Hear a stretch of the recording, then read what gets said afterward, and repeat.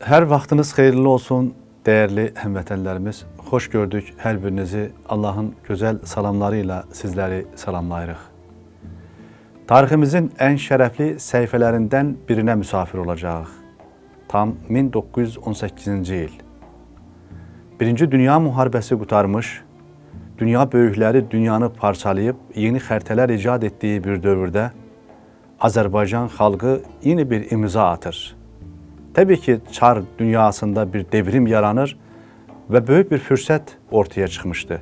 O zaman əcdadımız əsrlərdən bəri niyyətində və qəlbində gizlədiyi o böyük arzunu ortaya çıxarır.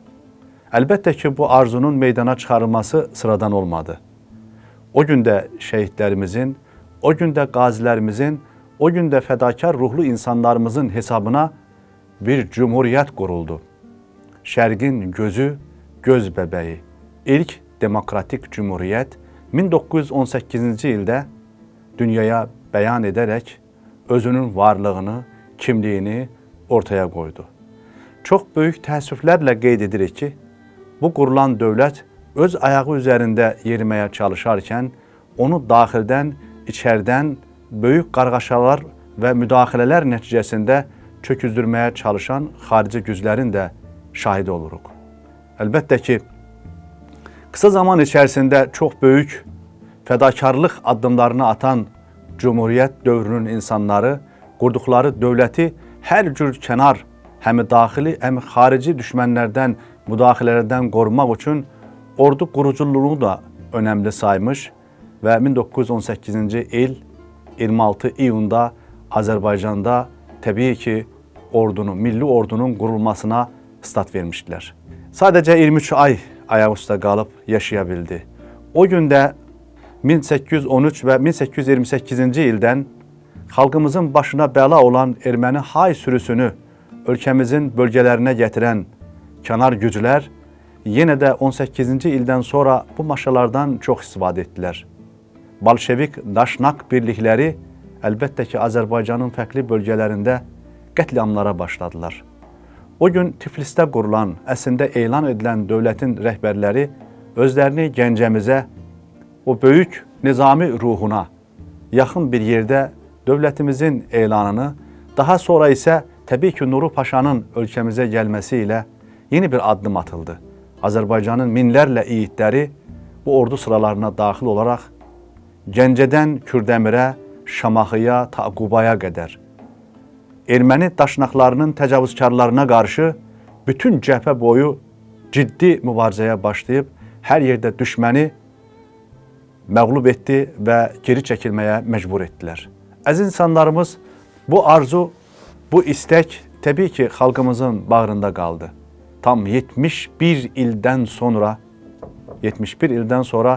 ölkəmiz yenidən Sovetlər Birliyinin, imperiyanın çöküşündən sonra azadlıq hərəkətinə başladı. Azadlıq meydanı hayqıran bir millətin sədaları ilə göy qübbəsinə həm duaları, həm iniltiləri, həm də sevinçləri göndərdilər. O gün xalqımız təbii ki, bir yumruq kimi birləşdi, amma dəmiri yumruğa sonra sahib olacaqdı. Əsrlərdən bəri gələn o böyük niyyəti gerçəkləşdirdi və beləcə bir əsrdə 2 dəfə dövlət qurma imkanına sahib oldu. 18 oktyabr 1991-ci il. Xalqımızın tarixində şərəflə yazılan yeni bir səhifə açıldı. Dövlət müstəqilliyinin bərpası günü. Dövlətimizin yenidən qurulması, xalqımızın istiqlaliyyətini qazanması, suveren bir ölkəyə çevirmək, təbii ki, bu dövlətin ordusu, bu dövlətin dünyada tanınması və beləcə həm daxildən, həm də xaricdən gələn bütün təhdidlərə qarşı mübarizəyə keçdi. Əlbəttə ki, 18-ci ildə olan bir çoxu zəhərli toxumlar 91-ci ildə də əkilməyə başladı. Yenə də erməni adında bir məlun təbii ki, varlıq meydana çıxarıldı və yenə də Qarabağ adında bir problem başımıza bəla edilməyə çalışıldı. Dəyərli insanlarımız, Allaha həmd olsun ki, qüdrətli dövlətimiz həm dövlətinin suverenliyini qorudu, həm də artıq bugün azadlığını ölkəmizin dörd bir tərəfində ucaltdığı bayraqla ifadə etməkdədir. Artıq bugün illərdir ki, biz suveren bir ölkə olaraq müstəqil dövlətimizin bayrağı altında azadlığımızı qeyd edirik. Əziz insanlarımız, təbii ki, dövlət böyüklərimizin bu günə qədər apardığı mübarizə və mücadilə, xalqımızın bu uğurda fədakarlığı və təbii ki, ən önəmlisi isə səngərlərimizdəki əskərlərlə elm səngərindəki elm adamlarımız çiyin-çiyinə ölkəmizdəki bu tərəqqiyə önəmli dəstək verdilər. Budur ki, bugün artıq biz yeni bir nesili, gənc bir nesili görürük.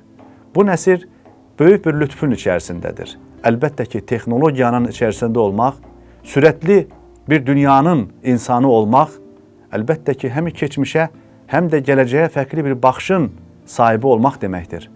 Bu baxımdan arzumuz, niyazımız o olsun ki, bugünkü gənc nəsil texnologiyanın ruhuna qədər ensin, amma heç bir zaman onun köləsi, qulu olmasın.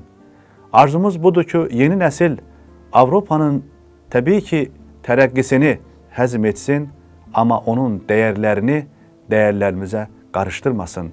Əlbəttə ki, biz milli kimliyimizlə, mənəvi dəyərlərimizlə bu dünyada varıq. Əlbəttə ki, qloballaşan bir dünyada, dünyanı bir şirkət kimi idarə edənlər mədəniyyətləri udub, yox etmə kimi böyük bir bəlanı insanlığa yaşatmağa çalışırlar. Odur ki, bizim dinimizin, bizim tariximizin, ədəbiyyatımızın gənc nəsil tərəfindən nə qədər çox dərindən həzm olunması onun bu böyük hücumlar qarşısında daha mətanətlə, daha təmkin və səbirlə dayanmasına vəsilə olacaqdır. Əziz insanlarımız, bugün biz böyük bir bayramı qeyd edirik. Bugün ölkəmizin dörd bir tərəfində təntənəli şəkildə dövlət böyüklərimizdən məktəblərimizə, məktəblərimizdən məscidlərimizə qədər hər yerdə bu bayramın şövqünü, zövqünü yaşayan insanlarımız bir-birlərini təbrik edirlər.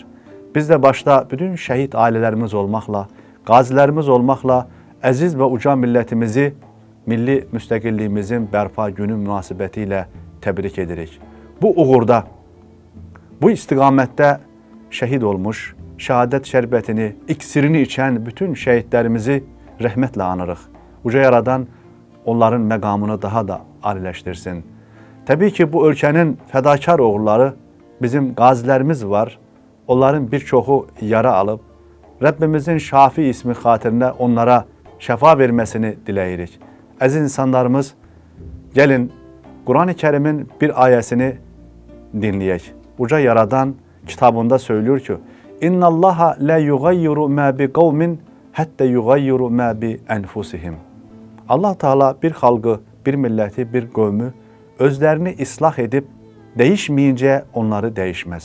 Təbii ki, bizim dəyişməyimiz bizim öz fitrətimizə dönməyimizdir. Bizim dəyişməyimiz öz dünyamıza enməyimizdir. Bizim dəyişməyimiz öz kökümüzə, milli kökümüzə, mənəvi köklərimizə yenidən sarılmağımızdır və istiqamət üzrə, hidayət üzrə hərəkət etməyimizdir. Allah Teala bu xalqa, bu millətə daim hidayət, doğru yol və istiqaməti nəsib eləsin. Allaha əmanət olun.